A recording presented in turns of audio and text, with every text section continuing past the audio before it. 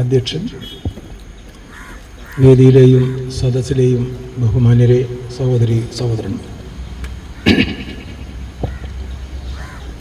കുട്ടിക്കൃഷ്ണ മാഷ് മരിച്ചിട്ട് 21 വർഷമായി എന്നുള്ളത് എനിക്ക് പെട്ടെന്ന് ചിന്തിക്കാൻ കഴിയാത്തൊരു സംഗതിയാണ്. ഞാൻ ശാസ്ത്ര സാഹിത്യ പരിഷത്തിൻ്റെ ഒരു എളിയ പ്രവർത്തകൻ എന്നുള്ള നിലയിൽ പൊയ്യോളി ഹൈസ്കൂളിൽ ഇടയ്ക്കിടയ്ക്ക് വരാറുണ്ട്. അപ്പം 3 അധ്യാപകരാണ് പ്രധാനമായിട്ടും കാണേണ്ടി വരും. 1 കുട്ടിക്കൃഷ്ണ മാഷ്, 2 കൊടക്കാട് ശ്രീധരൻ മാഷ്, 3 പി ബാലമാഷ്. ഇവർ 3 പേരും ഇന്ന് നമ്മളോടൊപ്പം ഇല്ല. ഇവർക്ക് 3 പേർക്കും ഒരു പ്രത്യേക തരത്തിലുള്ള വേഷവിധാനങ്ങളും, ഇവർ 3 പേരും കേരളത്തിലെ പ്രധാനപ്പെട്ട 3 പ്രസ്ഥാനങ്ങളെ നയിച്ചുകൊണ്ടിരുന്ന ആൾക്കാരാണ്. ദേശാമാന്യ സ്റ്റഡി സർക്കിൾ മുതൽക്ക് പുരോഗമന കലാസാഹിത്യ സംഘത്തിൻ്റെ എല്ലാ രംഗങ്ങളിലും കുട്ടിക്കൃഷ്ണ മാഷ്, അതിൻ്റെ സംസ്ഥാന സെക്രട്ടറി, സാഹിത്യ അക്കാദമി സെക്രട്ടറി, ആ രീതിയിലുണ്ടായിരുന്നു. കൊടക്കാട് ശ്രീധരൻ മാഷ് എന്നെയൊക്കെ പരിഷത്ത് കൊണ്ടുവന്ന് ഞങ്ങളൊക്കെ ഗുരു എന്ന് അക്ഷരാർത്ഥത്തിൽ വിളിക്കുന്ന ഒരാളാണ്. മാഷ് മരിച്ചിട്ട് ഇപ്പോൾ 6 വർഷം. ബാലമാഷ് കൊടക്കാട് ജനറൽ സെക്രട്ടറി ആയിരുന്നു പരിഷത്തിന്. ബാലമാഷ് KSTN സംസ്ഥാന സെക്രട്ടറി ആയിരുന്നു. ഇവർ 3 പേരും ഒരു ത്രിമൂർത്തികളെ പോലെ ഉള്ള ഒരു കാലഘട്ടം ഉണ്ടായി. മാതൃകാപരം, ഞാൻ കുറച്ച് കാലം കോളേജ് പണിയെടുത്തൊരു മാഷാണ്. പക്ഷെ എനിക്ക് തോന്നിയില്ല കോളേജിലൊന്നും അമ്മാതിരി മാഷന്മാരൊന്നും ആ രീതിയിൽ പലപ്പോഴും ഉണ്ടായിട്ടുണ്ടെന്ന് എനിക്ക് തോന്നിയിട്ടില്ല. അത്രയും പ്രഗത്ഭരായിട്ടുള്ള അധ്യാപകർ. പിന്നെ ഇതൊന്നും കൂടാതെ എനിക്ക് കുട്ടിക്കൃഷ്ണ മാഷായിട്ട് പലപ്പോഴും ബന്ധപ്പെടേണ്ടി വന്നിട്ടുണ്ട്. ഞാനെപ്പോഴും ഓർക്കാണ്, ഞാൻ എഡിറ്റ് ചെയ്തൊരു പുസ്തകം ഉണ്ടായിരുന്നു MK കേളിട്ടിനെ പറ്റിയിട്ട്. ആ പുസ്തകം തയ്യാറാക്കുന്നതിന് വേണ്ടി ഒരധ്യായം എഴുതിത്തരേണ്ടിയിരുന്നത് കുട്ടിക്കൃഷ്ണ മാഷ്ക്കാണ്. എല്ലാവർക്കും ഇവിടെ ഇരിക്കുന്നവർക്ക് അറിയാം, പ്രസംഗം വളരെ സജീവമാണെങ്കിലും മാഷോടൊരു സാധനം എഴുതി കിട്ടുക എന്നുള്ളത് ഇത്തിരി ഒരു നന്നായിട്ട് മെനക്കെടണം. അപ്പോൾ അതിന് മെനക്കെട്ട ആൾക്കാർക്ക് അറിയാതെ ഞാൻ നന്നായിട്ട് മെനക്കെട്ടിട്ടുണ്ട്. അങ്ങനെ മെനക്കെട്ടിട്ടാണ് എനിക്ക് മാഷ് കേളിട്ടറെ പറ്റിയിട്ടുള്ള വളരെ പ്രധാനമായിട്ടുള്ള ഒരു ലേഖനം അതിനകത്തേക്ക് എഴുതി തന്നത്. പല കാര്യങ്ങളിലും ശാസിക്കുകയും പല കാര്യങ്ങളിലും പലപ്പോഴും ഉപദേശം തരികയും നമ്മളൊക്കെ ഒരു കുട്ടികളെ പോലെ വളർത്തിക്കൊണ്ട് വരുന്നതിൽ വളരെ പ്രധാനപ്പെട്ട ഒരു പങ്ക് വഹിച്ച ആൾ. ദേശാമാന്യ സ്റ്റഡി സർക്കിളിൻ്റെ ഒരു കോഴിക്കോട് നടന്നിട്ടുള്ള ഒരു അഖില കേരള പഠന പരിപാടി ഉണ്ടായി.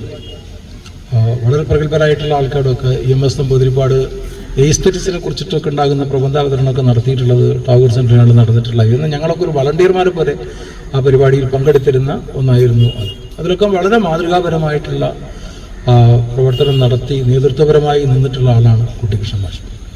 മാഷയുടെ ഓർമ്മകൾക്ക് മുമ്പിൽ ആദരാഞ്ജലികൾ അർപ്പിച്ചുകൊണ്ട്, മാഷെന്നുണ്ടായിരുന്നെങ്കിൽ നമ്മളോട് മാഷപ്രസംഗത്തിൻ്റെ ഒരു ശക്തിയൊക്കെ ഇവിടെ ഇരിക്കുന്ന എല്ലാവർക്കും അറിയാവുന്നതാണ്. ഇങ്ങനെയൊന്നും ഞാൻ പറയുമ്പോഴൊന്നുമല്ലല്ലോ, മാഷ ആ ഒരു ശക്തമായിട്ടുണ്ടാകുന്ന ഒരു പ്രഭാഷണമാണല്ലോ മാഷെ പ്രത്യേകത. മാഷ് നിരന്തരമായി നമ്മളെ ഓർമ്മപ്പെടുത്തുമായിരുന്ന ഒരു വിഷയത്തെ വളരെ പരിമിതമായ രീതിയിൽ എൻ്റെ ഒരു പരിധിക്കകത്ത് നിന്നുകൊണ്ട് പരിശോധിക്കുന്നതിനാണ് ഞാൻ ശ്രമിക്കുന്നത്. നമുക്കറിയാം, ഇന്നത്തെ ഒരു ആഗോള ദേശീയ രാഷ്ട്രീയത്തെ സംബന്ധിച്ച് ആമുഖമായിട്ട് ചില കാര്യങ്ങളൊക്കെ ഞാൻ കുട്ടിക്കൃഷ്ണ മാഷെ പോലെ ഒരാളെ അനുസ്മരിക്കുന്ന അവസരത്തിൽ പറയേണ്ടതാണ്. പക്ഷെ അതൊക്കെ അതിനൊന്നും ഞാൻ കാര്യമായിട്ട് മെനക്കെടുന്നില്ല. എന്തായാലും ഒരു ശുഭാപ്തി വിശ്വാസം തരുന്ന രൂപത്തിലല്ല ആഗോള അടിസ്ഥാനത്തിലും ദേശീയ അടിസ്ഥാനത്തിലും ഒക്കെ തന്നെ രാഷ്ട്രീയവും സാമൂഹ്യവും സാമ്പത്തികവും സാംസ്കാരികവും എല്ലാമായിട്ടുള്ള രംഗങ്ങളിൽ മാറ്റങ്ങൾ വന്നുകൊണ്ടിരിക്കുന്നത്. എനിക്ക് അത്ഭുതം തോന്നിയ ഒരു കാര്യം, ഒരു യുവതിയായിട്ടുള്ള ഒരു ഒരാളെയാണ് ഇറ്റാലിയൻ പ്രധാനമന്ത്രിയായി തിരഞ്ഞെടുത്തിട്ടുള്ളത്. അപ്പോൾ അവരോട് ചോദിച്ചു, എന്താണ് നിങ്ങളുടെ ഒരു മാതൃക, എങ്ങനെയാണ് നിങ്ങൾ മുന്നോട്ട് പോകാൻ ഉദ്ദേശിക്കുന്നത്? നമ്മളെ അത്ഭുതപ്പെടുത്തിക്കൊണ്ട് അവർ പറഞ്ഞത്, ഞാൻ മുസോളിനിയെ ഒരു മാതൃകയാക്കാൻ ആഗ്രഹിക്കുന്നു എന്നാണ്. ഞാൻ കരുതിയത്, ഞാൻ പഠിച്ചിട്ടുള്ള പുസ്തകവും ഞാൻ വായിച്ചിട്ടുള്ള കടലാസൊക്കെ വെച്ചിട്ട് ഞാൻ കരുതിയത് ഹിറ്റ്ലർ ആയിരിക്കും ലോകത്തിലെ ഏറ്റവും ക്രൂരനായിട്ടുള്ള മനുഷ്യൻ എന്നാണ്. ഇപ്പോഴാണ് എനിക്ക് മനസ്സിലായത്, നെതന്യാഹു എന്ന് പറയുന്ന ഒരാൾ അയാളുടെ ഒരു 2-3 അട്ടിക്കുള്ള ഏട്ടനായിട്ട് ഇസ്രായേൽ ചെയ്തുകൊണ്ടിരിക്കുന്ന മനുഷ്യനാണോ അദ്ദേഹം എന്നുള്ളതൊക്കെ നമുക്ക് സംശയിച്ചു പോകുന്ന രൂപത്തിലുണ്ടാകുന്ന മാറ്റങ്ങളാണ്. ഗ്യാസ് ചേമ്പറൊന്നും ഉണ്ടാക്കിയിട്ടില്ല എന്നുണ്ടെങ്കിലും അതിനേക്കാൾ എത്രയോ ഭീകരമായ രൂപത്തിലുള്ള പ്രവർത്തനങ്ങളാണ് ലോകത്ത് നടന്നുകൊണ്ടിരിക്കുന്നത്. അപ്പോൾ ഇതിനൊക്കെതിരെ ഉണ്ടാകുന്ന ജനകീയ പ്രതിരോധങ്ങളും സമരങ്ങളും മാത്രമേ ഇതിനൊക്കെ മാതൃകയുള്ളൂ. ഈ മുസോളിനിനെ തന്നെ ആൾക്കാർ പിന്നെ ചെയ്തത് എന്താണെന്നുള്ളത് നമുക്കറിയാം. കൊന്നിട്ട് 2 കാലിൻ്റെ മുകളിൽ ഇങ്ങനെ കുടുക്കിയിട്ട് ഇങ്ങനെ നേരെ തല താഴോട്ടിട്ടിട്ട് തൂക്കിയിടുകയാണ് ചെയ്തിട്ടുള്ളത്. ഹിറ്റ്ലർ വജ്രം തിന്നിട്ടാണ് വിഴുങ്ങിയിട്ടാണ് മരിച്ചിട്ടുള്ളത്. അപ്പം ലോകത്തിലുള്ള ഇത്തരത്തിലുള്ള അതിഭീകരന്മാരും ഒക്കെ തന്നെ എല്ലാം നശിച്ചിട്ടുണ്ട്. അത് അവരെയൊക്കെ അതിജീവിച്ചു കൊണ്ടാണ് ലോകം മുന്നോട്ട് പോയിട്ടുള്ളത്. അതുകൊണ്ട് തന്നെ ജനകീയമായിട്ടുണ്ടാകുന്ന പ്രക്ഷോഭങ്ങൾക്ക്, സമരങ്ങൾക്ക്, പ്രതിരോധ സമരങ്ങൾക്ക് എല്ലാം തന്നെയാണ് ഏറ്റവും പ്രാധാന്യമുള്ളത്. ആ ജനകീയ ഐക്യം മറ്റെല്ലാ തരത്തിലുണ്ടാകുന്ന വിഭാഗീയതകൾക്കും അതീതമായി വളർത്തിക്കൊണ്ടുവരാൻ കുട്ടിക്കൃഷ്ണ മാഷെ പോലുള്ള ഒരാളെ നമ്മൾ അനുസ്മരിക്കുന്ന അവസരത്തിൽ അത് വളരെ വളരെ പ്രധാനപ്പെട്ടതാണ്. ഇന്ത്യ എന്ന ആശയം, ഇന്ത്യയിൽ ഏതൊക്കെ തരത്തിലുണ്ടാകുന്ന വിഭാഗീയതകൾ ഉണ്ടെങ്കിലും ആ വിഭാഗീയതകൾക്കപ്പുറം ഒരു ഇന്ത്യയുണ്ട് എന്ന് നമ്മളെ ഓർമ്മപ്പെടുത്തുന്നതാണ് ഇന്ത്യ എന്ന് പറയുന്ന ആശയം. അതുകൊണ്ടാണ് ഞാൻ ആ ഒരു വിഷയത്തെ സംബന്ധിച്ച് ചില കാര്യങ്ങൾ നമ്മളെല്ലാം പരസ്പരം ഇങ്ങനെ ചർച്ച ചെയ്യുന്നത് പോലുള്ള ചില കാര്യങ്ങൾ പറയാനാണ്. വലിയൊരു മുഖ്യ പ്രഭാഷണം എന്നുള്ള നിലയിലൊന്നല്ല ഞാൻ ഈ കാര്യങ്ങളെ പറയാൻ ശ്രമിക്കുന്നു. ഈ ഒരു ആശയത്തെ ഒരു പ്രത്യേക തരത്തിൽ ഇന്ത്യയിൽ വിപുലപ്പെടുത്തി കൊണ്ടുവന്നിട്ടുള്ളത് മഹാകവി രവീന്ദ്രനാഥ് ടാഗോറാണ്. അദ്ദേഹത്തിൻ്റെ വളരെ ശ്രദ്ധേയമായിട്ടുള്ള ഒരു കത്തുണ്ട്.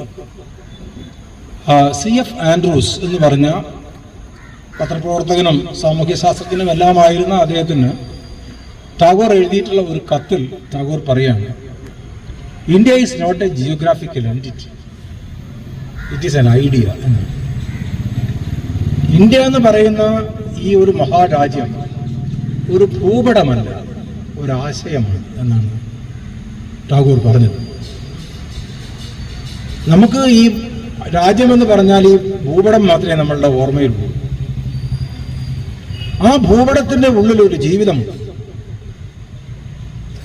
ആ ജീവിതം പലതരത്തിലുള്ളതാണ്. പലതരം അവരുടെ വിശ്വാസങ്ങൾ, ആചാരങ്ങൾ, ആഘോഷങ്ങൾ, ഭക്ഷണം, വസ്ത്രം, ജാതി, മതം, ഇതുപോലുള്ള ഒരുപാട് പ്രശ്നങ്ങൾ സാമൂഹ്യവും രാഷ്ട്രീയവും എല്ലാമായിട്ടുണ്ടാകുന്ന ജീവിതത്തിൽ ഇങ്ങനെ ഇടകലർന്ന് കിടക്കുന്നു.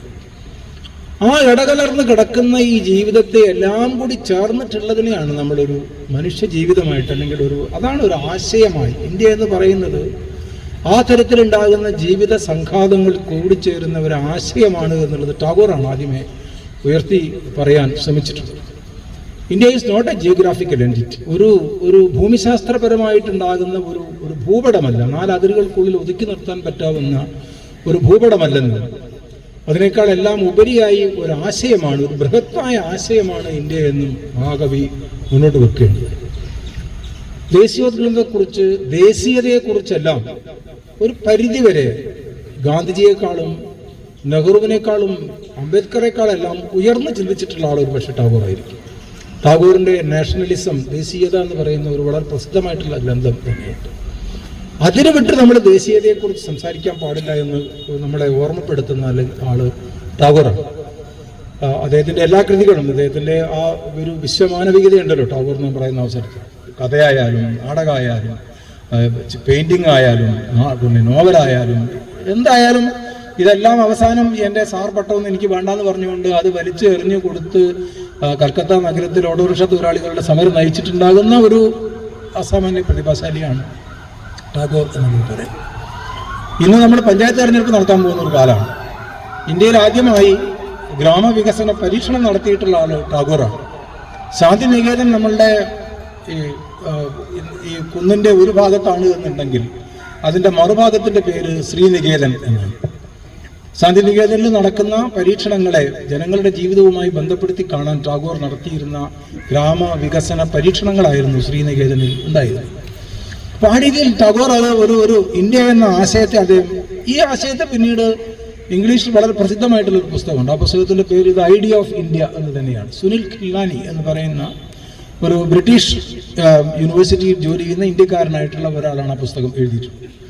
അദ്ദേഹം അതിനെ ഇങ്ങനെ ഒരു മൊസൈക്ക്, ഇന്ത്യ എന്ന് പറഞ്ഞാൽ ഒരു തരത്തിലുണ്ടാകുന്ന ഒരു ചിത്രപ്പണിയാണ് എന്നുള്ള നിലയിൽ വേറൊരു സ്ഥലത്ത് അദ്ദേഹം സൂചിപ്പിക്കുന്നത് നല്ല ഒരു പട്ടുസാരി ഇങ്ങനെ ഞൊറിഞ്ഞു കൊടുത്തു കഴിഞ്ഞാൽ അതിൻ്റെ ഞൊറികളാണ് ഇന്ത്യയുടെ പല ഭാഗങ്ങൾ എന്നുള്ള നിലയിലൊക്കെ തന്നെയുള്ള പല ആഖ്യാനങ്ങളും ഉണ്ട്. മലയാളിയായിട്ടുള്ള സുധാ മേനോൻ എന്ന് പറയുന്ന ഒരു കോൺഗ്രസ് പാർട്ടിയുടെ ഒരു ട്രേഡ് യൂണിയൻ പ്രവർത്തകയാണ്, അഹമ്മദാബാദിൽ ബേസ് ചെയ്തിട്ടുള്ള. അവരുടെ പുസ്തകത്തിൻ്റെ പേര് തന്നെ ഇന്ത്യ എന്ന ആശയം എന്നാണ്. അപ്പം ഞാൻ പറയുന്നത് ഇത് ഈ ഒരു സംജ്ഞ, ഈ ഒരു സമീപനം ഈ അടുത്ത കാലത്തായി, പ്രത്യേകിച്ചും കഴിഞ്ഞ ഒരു 10-20 വർഷമായി വളരെ വിപുലമായ രീതിയിൽ ഇങ്ങനെ ചർച്ച ചെയ്യപ്പെട്ടുകൊണ്ടിരിക്കുകയാണ്. മാഷ് ഇന്നുണ്ടായിരുന്നെങ്കിൽ സ്വാഭാവികമായിട്ടും മാഷും നമ്മളെ ഇത്തരത്തിലുണ്ടാകുന്ന കാര്യങ്ങളിൽ നിരന്തരമായും ഓർമ്മപ്പെടുത്തിക്കൊണ്ടിരിക്കുമായിരുന്നു എന്നതിൽ സംശയമില്ല. അത് നമുക്കത് എന്തുകൊണ്ട് നമ്മൾ എന്തുകൊണ്ട് പിടിച്ചു നിൽക്കുന്നു, ഇന്ത്യ എന്തുകൊണ്ട് നിലനിൽക്കുന്നു എന്നുള്ളത് ചോദിച്ചു കഴിഞ്ഞാൽ, ഇന്നത്തെ ഒരു കാലഘട്ടത്തിൽ ഇന്ത്യ എന്ന് പറയുന്ന ഒരു ആശയം നമ്മളെ എല്ലാം മനസ്സിൽ ഇങ്ങനെ നിൽക്കുന്നു എന്നുള്ളത് കൊണ്ടാണ്. സ്വാതന്ത്ര്യാനന്തരം ഇന്ത്യ എന്ന് പറഞ്ഞാൽ നമ്മളെല്ലാം ഒന്ന് വെറുതെ പ്രായമുള്ള ആൾക്കാർ അവരുടെ ആ കാലഘട്ടവും നമ്മളൊക്കെ പഠിച്ചിട്ടുള്ള കാര്യങ്ങളും ഒന്ന് ചിന്തിച്ചു നോക്കിയാൽ എന്താണ് ഒരു 1947 കാലഘട്ടങ്ങളിൽ ഉണ്ടാകുന്ന ഇന്ത്യ? സ്വാതന്ത്ര്യം ദേശീയ പ്രസ്ഥാനത്തിൻ്റെയും സ്വാതന്ത്ര്യ സമരത്തിൻ്റെയും കാര്യങ്ങളല്ല. സ്വാതന്ത്ര്യം എന്ന് പറയുന്നത് പറന്നു വീണിട്ടുള്ളത് ഇന്ത്യയുടെ വിഭജനത്തിലേക്കാണ്. ലോകത്ത് തന്നെ അത്രയും ഭീതിതമായിട്ടുള്ള ഒരു സംഭവം നടന്നിട്ടുണ്ടാകില്ല.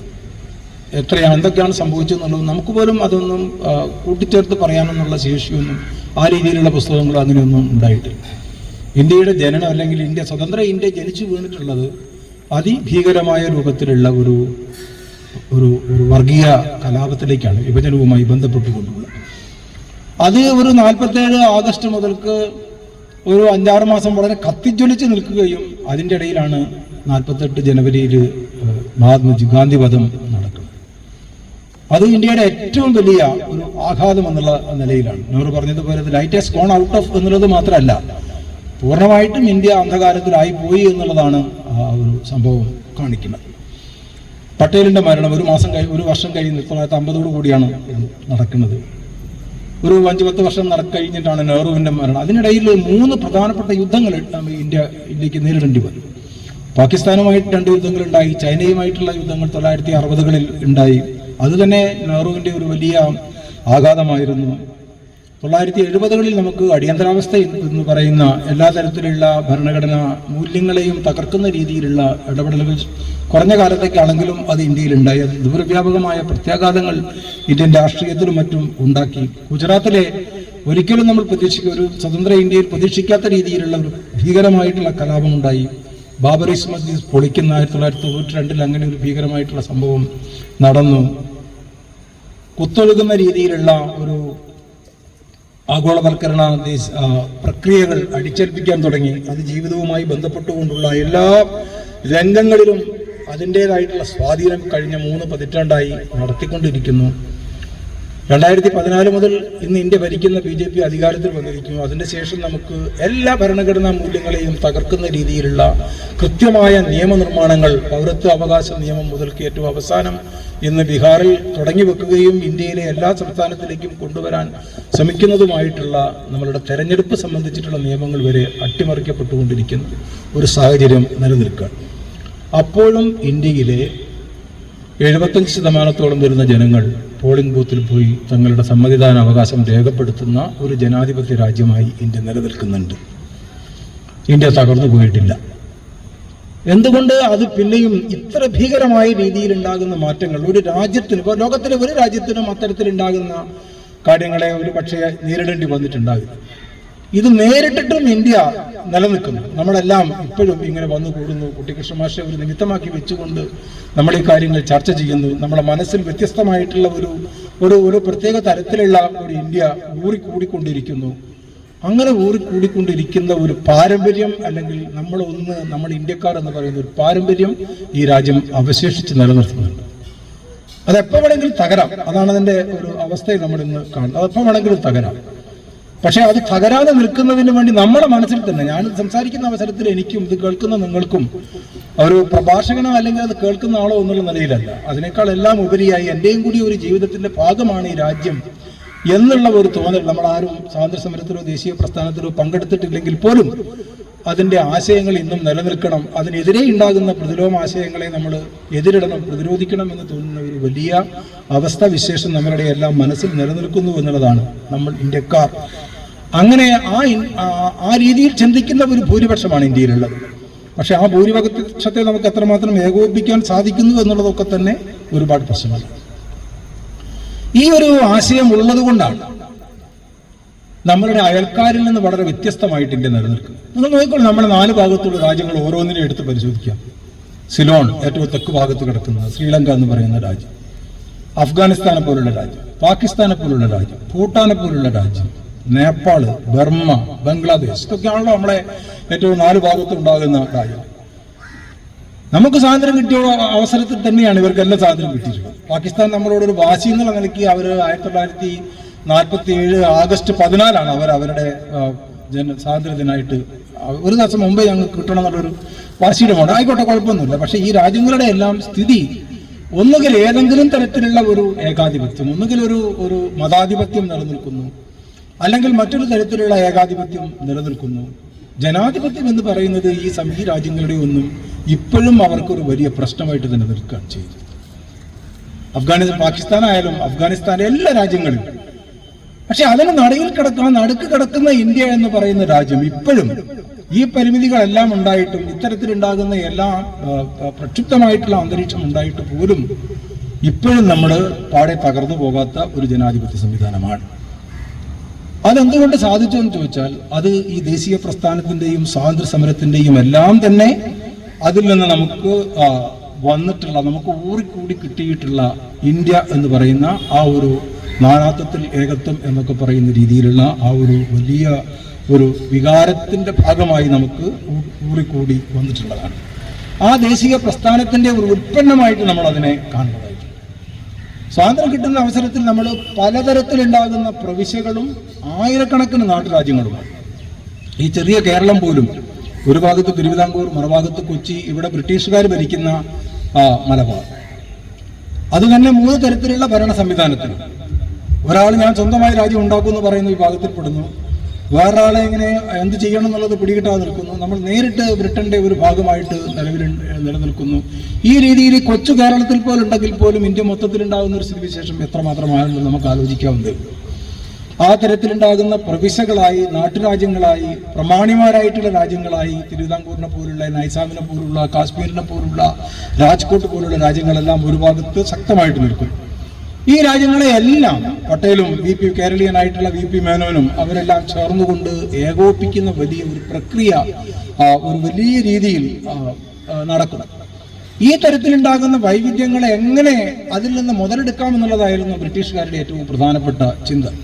അതുകൊണ്ട് തന്നെ ഏതൊക്കെ മേഖലകളിൽ വിഭജനം സാധ്യമാണോ ആ മേഖലകളിലെല്ലാം വിഭജിച്ച് ഭരിക്കുന്നതിന് വേണ്ടിയിട്ടുള്ള എല്ലാ പ്രവർത്തനങ്ങളും ആണ് ബ്രിട്ടീഷുകാർ നടത്തിയിട്ടുള്ളത്. ആ ഒരു ബ്രിട്ടീഷ് കാലഘട്ടത്തെ സംബന്ധിച്ചുണ്ടാകുന്ന വിശദാംശങ്ങളിലേക്കും ഞാൻ കടക്കാൻ ശ്രമിക്കുക.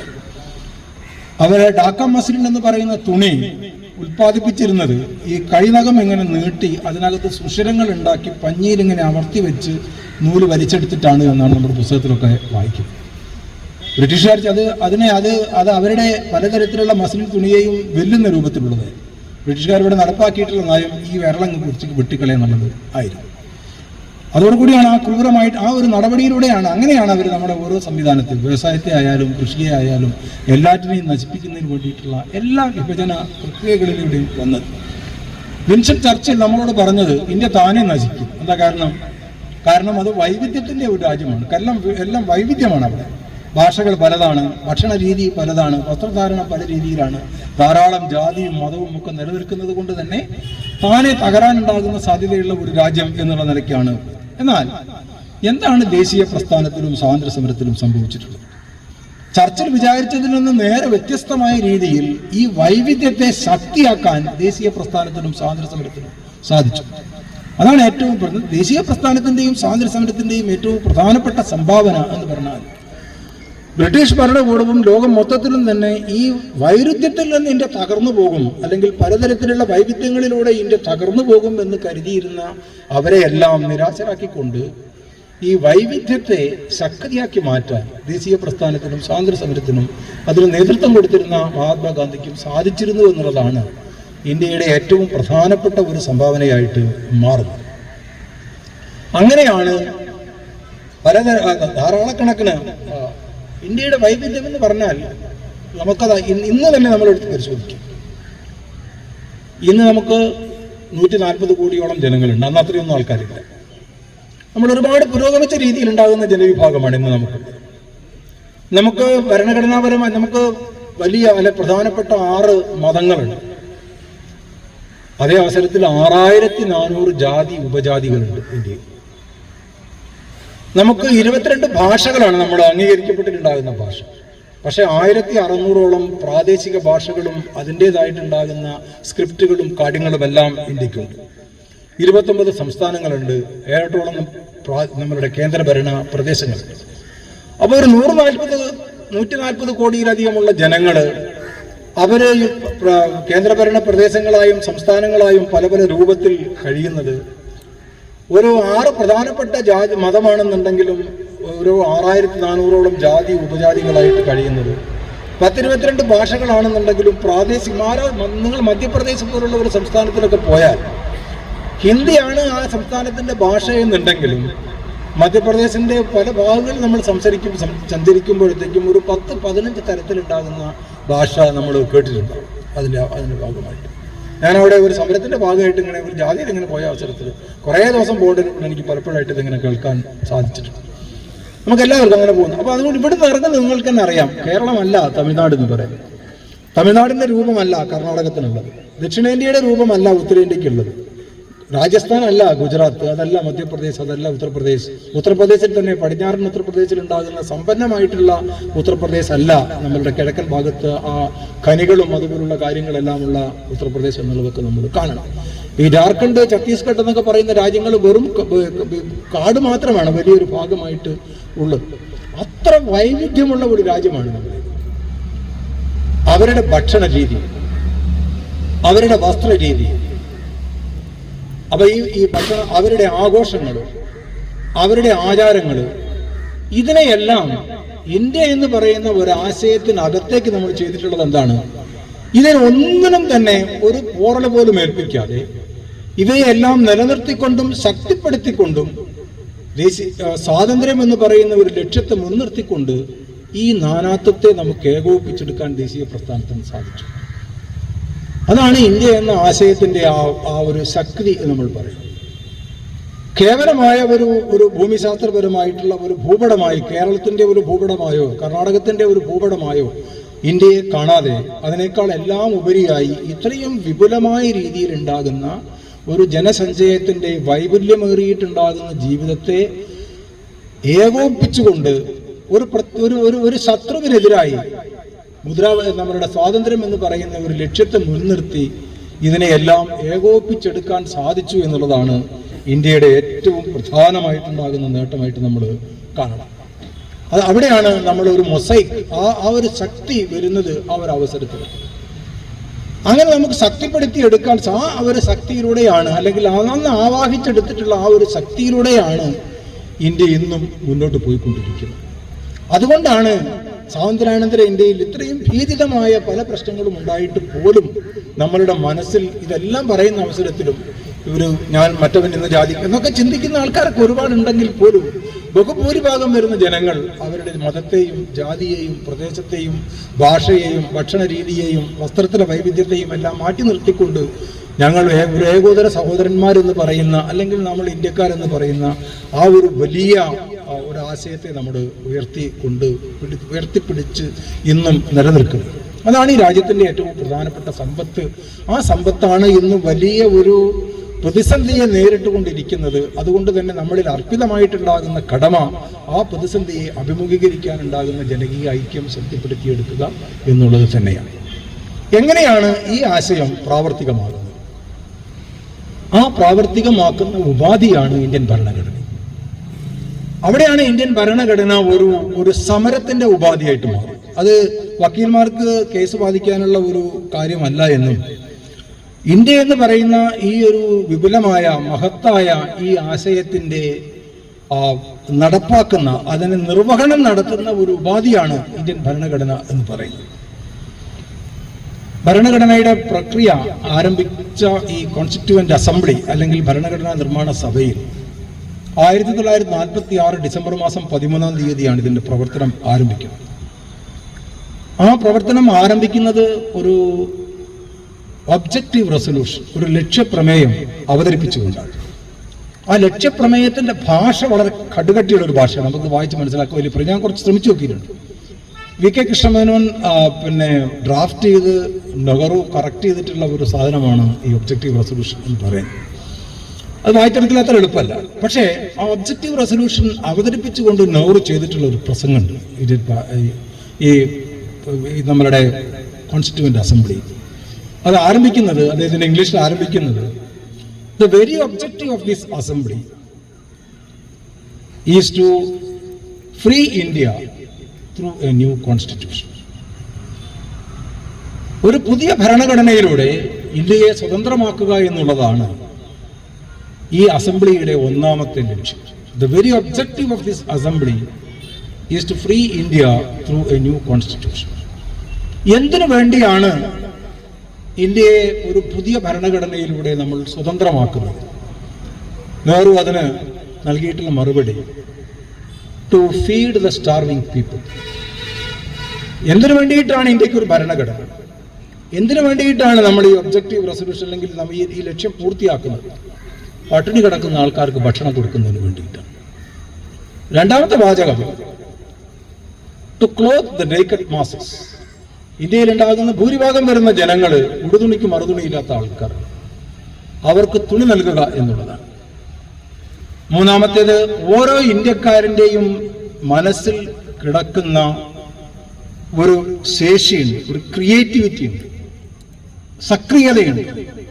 അതിനെ ഉയർത്തിക്കൊണ്ടുവന്ന് ഈ രാജ്യത്തിന്റെ പുനർനിർമ്മാണ പ്രക്രിയയ്ക്ക് വേണ്ടി ഉപയോഗിക്കുക എന്നുള്ളതാണ്. ഈ 3 ലക്ഷ്യങ്ങളാണ് ഇന്ത്യൻ ഭരണഘടനയ്ക്ക് ഉള്ളത് എന്നാണ് നെഹ്റു അതിന്റെ ഒബ്ജക്റ്റീവ് റെസൊല്യൂഷൻ അവതരിപ്പിച്ചുകൊണ്ട് പറഞ്ഞത്. ഇന്ത്യയിൽ ഉണ്ടാകുന്ന പട്ടിണി കിടക്കുന്ന ആൾക്കാർക്ക് ഭക്ഷണം കൊടുക്കുക, തുണിയില്ലാത്ത ആൾക്കാർക്ക് തുണി നൽകുക, ഓരോ ഇന്ത്യക്കാരനിലും അന്തർലീനമായിട്ടുണ്ടാകുന്ന സക്രിയതയെ വളർത്തിയെടുത്തുകൊണ്ട് ഈ രാഷ്ട്രത്തിന്റെ പുനർനിർമ്മാണ പ്രക്രിയയിൽ അവരെ ഓരോരുത്തരെയും പങ്കാളികളാക്കുക. വലിയ വലിയ ലക്ഷ്യമാണ്. അതൊക്കെ നമുക്ക് ആ രീതിയിൽ പൂർത്തിയാക്കാൻ സാധിച്ചോ ഇല്ലയോ എന്നുള്ളത് നമ്മൾ വേറെ ഡിബേറ്റ് ചെയ്യപ്പെടേണ്ടുന്ന കാര്യങ്ങളാണ്. ഒരുപാട് അഭിപ്രായ വ്യത്യാസങ്ങളൊക്കെ നമുക്ക് എല്ലാവർക്കും ഉണ്ട്, എനിക്കും അതൊക്കെ സംബന്ധിച്ചിട്ടുണ്ടാവുന്ന കാര്യങ്ങൾ ഉണ്ട്. പക്ഷെ എങ്ങനെയാണ് ഈ ഒരു ലക്ഷ്യത്തെ എങ്ങനെയാണ് നമ്മൾ നടപ്പാക്കാൻ ശ്രമിച്ചത് ഇന്ത്യയിൽ? അതാണ് ഈ ഭരണഘടനാ മൂല്യങ്ങൾ. അംബേദ്കർ അതിനെപ്പറ്റി പറഞ്ഞിട്ടുള്ളത് കോൺസ്റ്റിറ്റ്യൂഷണൽ മൊറാലിറ്റീസ് എന്നാണ്. അതാണ് അംബേദ്കർ ഉപയോഗിച്ചിട്ടുള്ള പ്രത്യേക തരത്തിലുള്ള വാക്ക്. കോൺസ്റ്റിറ്റ്യൂഷൻ എന്ന് പറയുന്നതിനുള്ളത് എന്താണ്? അതിനൊരു മൊറാലിറ്റിയാണ്, നൈതികതയാണ്, ഭരണഘടനാ നൈതികത. ആ ഭരണഘടനാ നൈതികതയുടെ അതിന്റെ പുറന്തോടിനാണ് ശരിക്കും നമ്മൾ ഈ ഇന്ത്യ എന്ന ആശയം എന്നൊക്കെ പറയുന്നത്. അതിനുള്ളിൽ അന്തർലീനമായിട്ടുള്ള മൂല്യങ്ങളാണ്. ജനാധിപത്യം, മതേതരത്വം, ഫെഡറലിസം തുടങ്ങിയിട്ടുണ്ടാകുന്ന ഈ മൂല്യങ്ങളാണ്. ഈ മൂല്യങ്ങളെ എങ്ങനെയാണ് മാനവരാശിയുടെ പ്രശ്ന പരിഹാരത്തിന് വേണ്ടി പ്രയോജനപ്പെടുത്താൻ എങ്ങനെയാണ് നമുക്ക് പ്രയോഗിക്കാൻ കഴിയുന്നത്? അവിടെയാണ് ഭരണഘടന നമ്മളുടെ ഒരു മോചന ഉപാധിയായിട്ട് മാറുന്നത്. വീണ്ടും ഞാൻ പറയുകയാണ്, അതൊരു കേസ് വാദിക്കാനുള്ള പുസ്തകം എന്നുള്ള നിലയിലല്ല അതിന് വിഭാവനം ചെയ്തിട്ടുണ്ട്. ഇന്ത്യക്കാർ നടത്തുന്ന ഒരു സമരത്തിനകത്ത്, ജനാധിപത്യത്തിന് പുനഃസ്ഥാപനത്തിന് വേണ്ടിയിട്ടുള്ള സമരത്തിൽ, സെക്യുലറിസത്തിന്റെ സ്ഥാപനത്തിന് വേണ്ടിയിട്ടുള്ള സമരത്തിൽ, ഫെഡറലിസത്തിന്റെ സ്ഥാപനത്തിന് വേണ്ടിയിട്ടുള്ള സംസ്ഥാപനത്തിന് വേണ്ടിയിട്ടുള്ള സമരത്തിൽ നമുക്കെല്ലാം ഉപയോഗിക്കാനുള്ള അല്ലെങ്കിൽ നമ്മുടെ മാർഗദർശിയായിട്ടുള്ള ഒന്നാണ്, അല്ലെങ്കിൽ ഒരു പ്രവർത്തന പരിപാടിയാണ്, അല്ലെങ്കിൽ നമ്മുടെ ഒരു സമരായുധമാണ് ഇന്ത്യയുടെ ഭരണഘടന എന്ന് പറയുന്നത്. അത് ജനാധിപത്യത്തെ കാണുന്നത്, ഞാൻ അത് വിശദീകരിക്കാൻ ശ്രമിക്കുകയല്ല, പഴയ ഒരു നിർവചനത്തിലല്ല അത് ജനാധിപത്യത്തെ കാണാൻ ശ്രമിക്കുന്നു. സോവറിൻ ഡെമോക്രാറ്റിക് എന്ന് നമ്മൾ പറയുമ്പോൾ, അല്ലെങ്കിൽ സോവറിൻ റിപ്പബ്ലിക് എന്ന് നമ്മൾ ഇന്ത്യയെ പറ്റി പറയുമ്പോൾ, ഈ ജനാധിപത്യ മൂല്യങ്ങൾ, ഈ സെക്യുലർ മൂല്യങ്ങൾ, ഈ ഫെഡറൽ മൂല്യങ്ങൾ ഇന്ത്യക്ക് വേണ്ടി നടപ്പാക്കുന്നതിനുണ്ടാകുന്ന സോവറിൻ അധികാരം ആർക്കാണ്? പരമാധികാരം ആർക്കാണ്? ഇന്ത്യയിലെ ജനങ്ങൾക്കാണ്. We the people of India. അതാണ്, അവർക്കാണ് ഈ സോവറിനായിട്ടുള്ള ഈ പരമാധികാരമുള്ളത്. അവർ ആ പരമാധികാരം എന്തിനു വേണ്ടിയാണ് വിനിയോഗിക്കേണ്ടത്? ഈ ഭരണഘടനയുടെ അന്തസത്തയായിട്ടുള്ള, ഇന്ത്യ എന്ന് പറയുന്ന ആശയത്തിന്റെ അന്തസത്തയായിട്ടുള്ള ഈ ഒരു നാനാത്വത്തിലെ ഏകത്വത്തെ കൂട്ടിയോജിപ്പിക്കുന്ന, നിലനിർത്തുന്ന ജനാധിപത്യം, സെക്യുലറിസം, ഫെഡറലിസം അതുപോലുണ്ടാകുന്ന ആശയങ്ങളെ ശക്തിപ്പെടുത്തി മുന്നോട്ട് കൊണ്ടുപോകുന്നതിന് വേണ്ടിയിട്ടാണ്, ഈ മൂല്യങ്ങൾക്ക് വേണ്ടി, അല്ലെങ്കിൽ ഈ മൂല്യങ്ങൾ നിലനിർത്തുന്നതിന് വേണ്ടിയിട്ടാണ്. അതിനെ നമ്മളെ സഹായിക്കുന്ന ഒന്നാണ് ഈ ഭരണഘടന. അത് ഒരു ജീവിത രീതിയായിട്ടാണ് ജനാധിപത്യത്തെ കാണുന്നത്. Democracy is a way of life എന്നുള്ളതാണ്. അത് ഇന്നതാണ് ഞാൻ നമ്മളുടെ ഓരോ പ്രക്രിയയ്ക്കതും ഞാൻ ഈ സംസാരിക്കുന്നതിൽ ഞാനൊരു ജനാധിപത്യ മൂല്യം നിലനിർത്തുന്നു. അതെങ്ങനെയാണെന്നൊക്കെ ചോദിച്ചാൽ എനിക്കും അറിയില്ല, നിങ്ങൾക്കും അറിയില്ല. ആര് സംസാരിക്കുന്ന അവസരത്തിൽ നമ്മൾ പറയും, നമ്മൾ സംസാരിക്കുന്ന അവസരത്തിൽ ഒരു ജനാധിപത്യ മൂല്യത്തെ നിലനിർത്തുന്നുണ്ട്, വീട്ടിൽ പെരുമാറുന്ന അവസരത്തിൽ ഒരു ജനാധിപത്യത്തെ നിലനിർത്തേണ്ടതുണ്ട്, ജോലി ചെയ്യുന്ന സ്ഥലത്ത് ഒരു ജനാധിപത്യം നിലനിർത്തേണ്ടതുണ്ട്, ഒരു ബസ്സിൽ കയറി യാത്ര ചെയ്യുന്ന അവസരത്തിൽ നമ്മൾ ഒരു ജനാധിപത്യ മൂല്യത്തെ സംരക്ഷിക്കേണ്ടതുണ്ട്, ഒരു സ്ഥലത്ത് ക്യൂല് നിൽക്കുന്ന അവസരത്തിൽ നമ്മളൊരു ക്യൂ തെറ്റിപ്പോകുന്നത് അല്ല, അതൊരു ക്യൂല് നിൽക്കുക എന്ന് പറയുന്നത് ഒരു ജനാധിപത്യ ബോധത്തിന്റെ ഭാഗമാണ്. അതുകൊണ്ട് തന്നെ നമ്മൾ എന്ത് പ്രവർത്തനം ചെയ്യുന്ന അവസരത്തിലും നമ്മളുടെ വേ ഓഫ് ലൈഫ്, നമ്മുടെ ജീവിതത്തിന്റെ ഒരു രീതിയാണ്. അത് കണ്ടാൽ അറിയാം ഒരാളെ. നമ്മളൊരു ക്യൂ തെറ്റിച്ച് മുന്നിൽ പോയി വീഴാന്ന് പറയുന്നത് ഒരാളുടെ കൗശലല്ല, അല്ലെങ്കിൽ അത് അയാൾ ചെയ്തിട്ടുള്ള ഏറ്റവും വലിയ ഒരു സംഭവമല്ല. ക്യൂവിൽ നിൽക്കുക എന്നുള്ളത് തന്നെയാണ് അതിന്റെ അച്ചടക്കത്തിൻ്റെതായിട്ടുള്ള ഭാഗം. എല്ലാവരും ക്യൂവിൽ നിന്ന് കഴിഞ്ഞാൽ വലിയ പ്രശ്നങ്ങൾ ഉണ്ടാകുന്നില്ല. ഒരാൾ തെറ്റിക്കാൻ നിൽക്കുന്ന അവസരത്തിലാണ് ആ പ്രശ്നങ്ങൾ ഉണ്ടാകുന്നത്.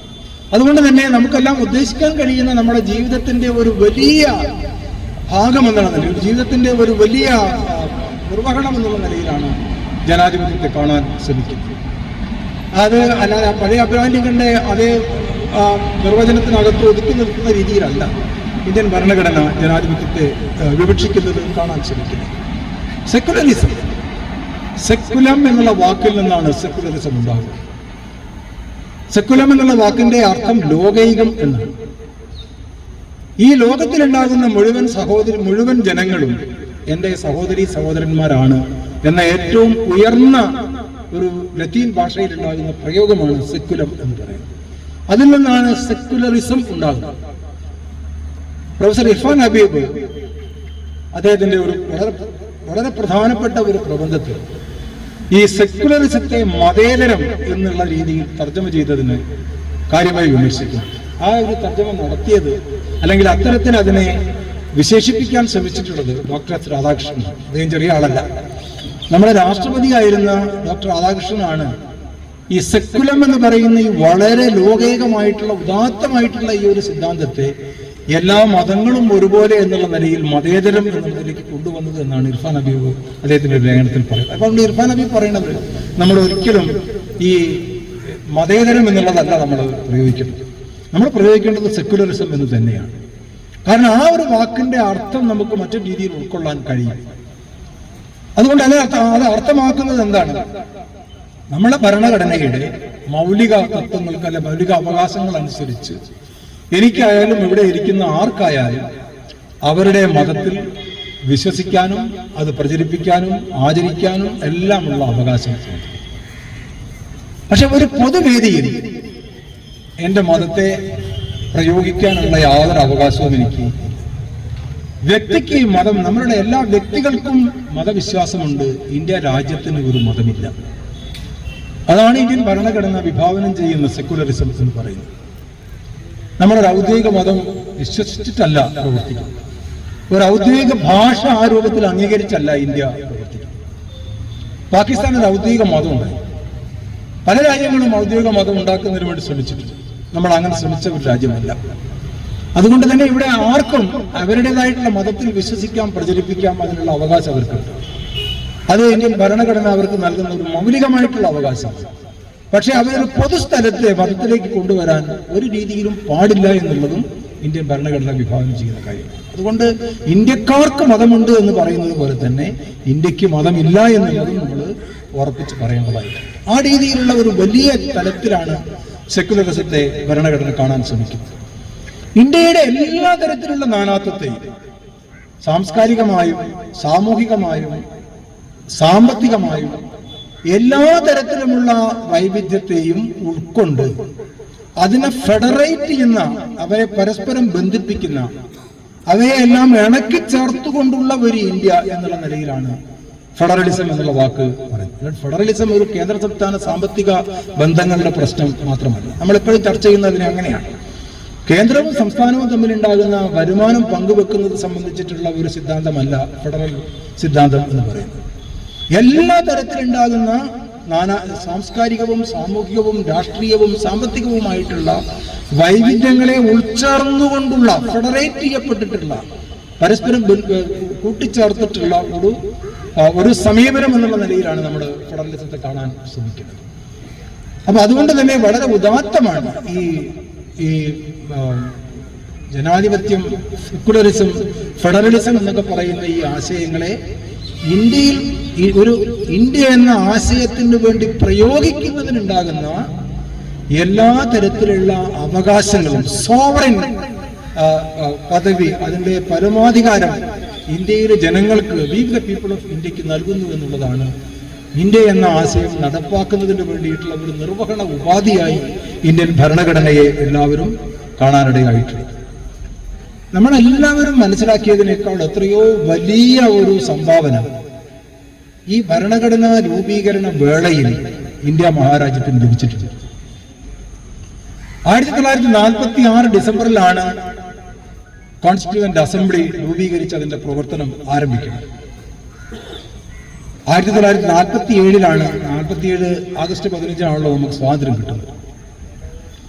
1952 മാർച്ചിലാണ് ആദ്യത്തെ പാർലമെന്റ് തെരഞ്ഞെടുപ്പ് കഴിഞ്ഞ് ഒരു ഗവൺമെന്റ് അധികാരത്തിൽ വരുന്നത്. ഈ തീയതികളൊക്കെ നമ്മൾ ഓർക്കേണ്ടതാണ്.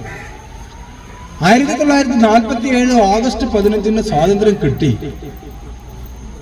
1952 മാർച്ച് മാസത്തിൽ ഒരു പുതിയ കേന്ദ്ര ഗവൺമെന്റ് അധികാരത്തിൽ വരുന്നതിനിടയിൽ 5 കൊല്ലം, 47 മുതൽ 52 വരെയുള്ള 5 കൊല്ലം.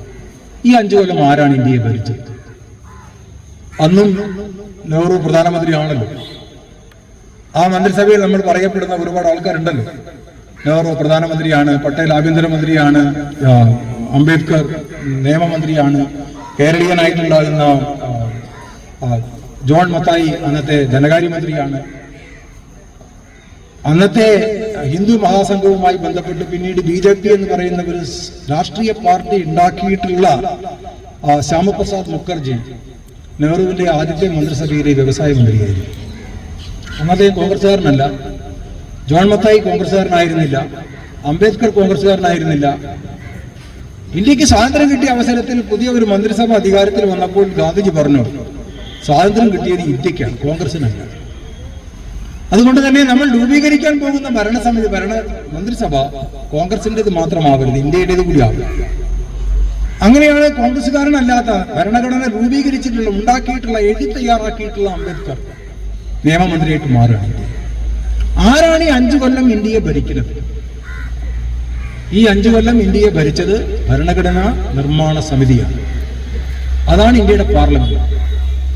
1946 മുതൽ 1947 ആഗസ്റ്റ് വരെ ഭരണഘടനാ നിർമ്മാണ സഭ ഭരണഘടന മാത്രമേ ഉണ്ടാക്കി, അതിന്റെ പണി മാത്രമേ അവർ ചെയ്തിട്ടുള്ളൂ.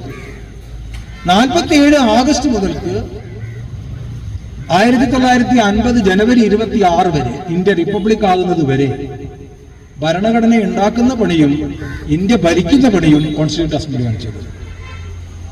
1950 ഇന്ത്യ ഒരു റിപ്പബ്ലിക് ആയതിനു ശേഷം 52 മാർച്ചിൽ നമ്മുടെ പുതിയ ഗവൺമെന്റ് അധികാരത്തിൽ വരുന്നത് വരെ ഇന്ത്യയും പാർലമെന്റായിട്ട് പ്രവർത്തിച്ചതും ഈ കോൺസ്റ്റിറ്റ്യൂവന്റ് അസംബ്ലിയാണ്.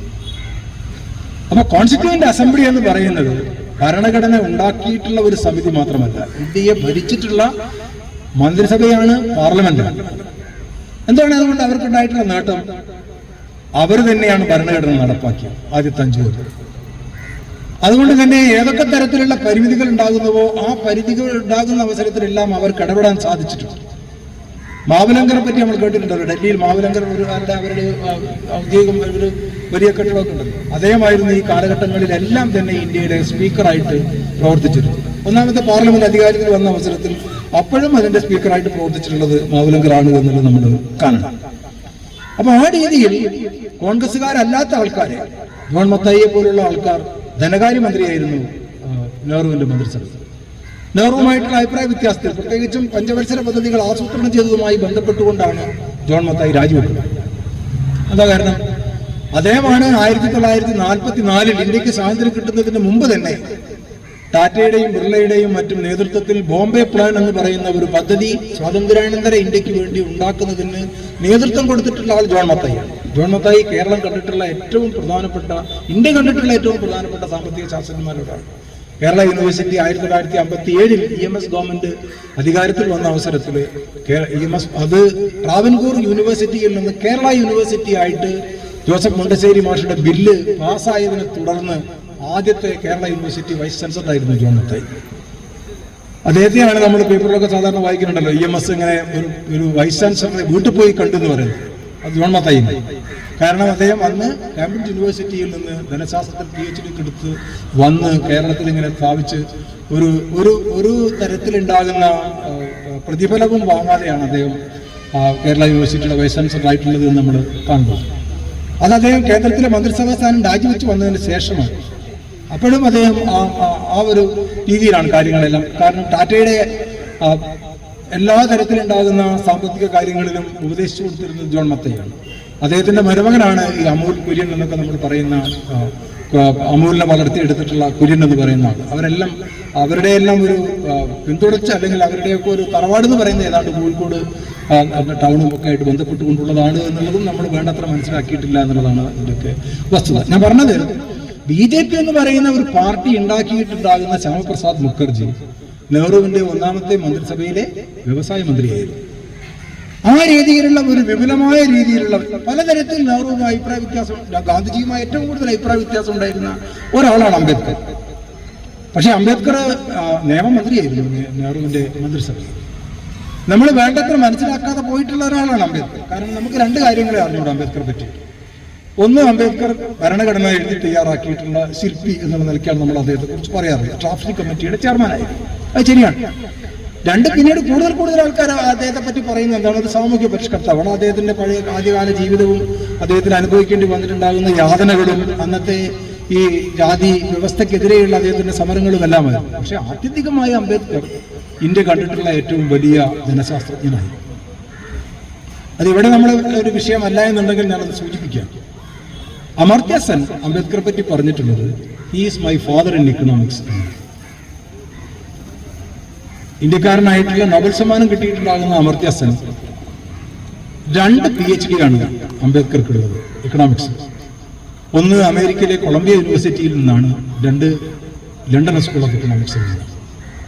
അദ്ദേഹത്തിന്റെ സിദ്ധാന്തത്തെ കുറിച്ചൊന്നും ഞാൻ എന്തിനാണ് അദ്ദേഹത്തിന്റെ ഡോക്ടർ ബിരുദം എന്നുള്ളതൊന്നല്ല ഞാനിവിടെ വിശദീകരിക്കാൻ ശ്രമിക്കുന്നത്. അത് കഴിഞ്ഞ് ഇവിടെ വന്നിട്ടുള്ള അംബേദ്കർ വൈസ്രോയിയുടെ മന്ത്രിസഭയിലെ ഒരു അംഗമായി. അദ്ദേഹത്തിന്റെ വകുപ്പ് തൊഴിൽ വകുപ്പായി. ആ തൊഴിൽ വകുപ്പിൽ നിന്നുകൊണ്ട് അംബേദ്കർ ചെയ്തിട്ടുള്ള പ്രവർത്തനത്തിന്റെ ഭാഗമായിട്ടാണ് ഇന്ന് സർക്കാർ ജീവനക്കാർക്ക് DA എന്ന് പറയുന്ന ഒരു സാധനം ആദ്യം കാൽക്കുലേറ്റ് ചെയ്ത് കൊടുത്തിട്ടുള്ള ആൾ അംബേദ്കറാണ്. സ്ത്രീകളായിട്ടുണ്ടാകുന്ന ജീവനക്കാർക്ക് പ്രസവാനുകൂല്യം 3 മാസം നൽകണമെന്ന് വാദിച്ച് ഉണ്ടാക്കിയെടുത്തിട്ടുള്ള ആൾ അംബേദ്കറാണ്. ഒട്ടേറെ ട്രേഡ് യൂണിയൻ അവകാശങ്ങൾ വാദിച്ച് സ്വീകരിച്ചിട്ടുള്ള ആൾ അംബേദ്കറാണ് 1935 ഇന്ത്യയിൽ റിസർവ് ബാങ്ക് ഓഫ് ഇന്ത്യ സ്ഥാപിക്കുന്നതിന് വേണ്ടിയിട്ടുള്ള എല്ലാ തരത്തിലുണ്ടാകുന്ന അപേക്ഷയും നൽകി ആ റിസർവ് ബാങ്ക് ഓഫ് ഇന്ത്യ എന്ന് പറയുന്ന ഒരു സ്ഥാപനത്തെ യാഥാർത്ഥ്യമാക്കി തീർത്തിട്ടുള്ള ആള് അംബേദ്കറാണ്. ഹിൽട്ടൺ യങ് കമ്മീഷൻ എന്ന് പറയുന്ന royal commission on currency and finance എന്ന് പറയുന്ന കമ്മീഷന്റെ മുമ്പാണ് ഇന്ത്യയുടെ സാമ്പത്തിക കാര്യങ്ങൾ വെച്ചുകൊണ്ട് അംബേദ്കർ നൽകിയിട്ടുണ്ടാകുന്ന നിവേദനത്തിന്റെ അടിസ്ഥാനത്തിലാണ് റിസർവ് ബാങ്ക് ഓഫ് ഇന്ത്യ സ്ഥാപിച്ചിട്ടുള്ളത്. അംബേദ്കർ അത്രയും വലിയ ഒരു സാമ്പത്തിക ശാസ്ത്രജ്ഞനായിരുന്നു.